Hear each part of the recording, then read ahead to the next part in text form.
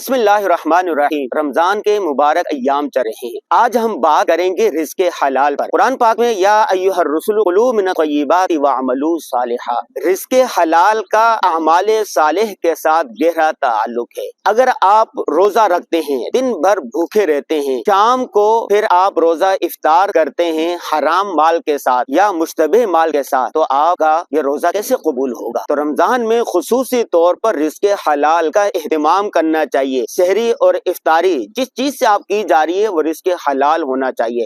حدیث پاک میں آتا ہے، ایک آدمی دور دراز سے آتا ہے، بیت اللہ کا غلاف پکڑتا ہے، یا ربی یا ربی یا ربی کہتا ہے۔ اس کی حالت یہ ہوتی ہے کہ اس نے جو لباس پہنا ہوا ہے وہ حرام کا، کھانا پینا حرام کا، ساری چیزیں حرام کی، تو اس کی دعا، اس کی عبادت کیسے قبول ہو سکتی ہے؟ تو آپ نے ماہ مبارک میں خصوصی طور پر رزق حلال کا اہتمام کرنا ہے۔ رزق حلال خود بھی کھائیں، اپنے بچوں کو بھی کھلائیں، اسی کی ترغیب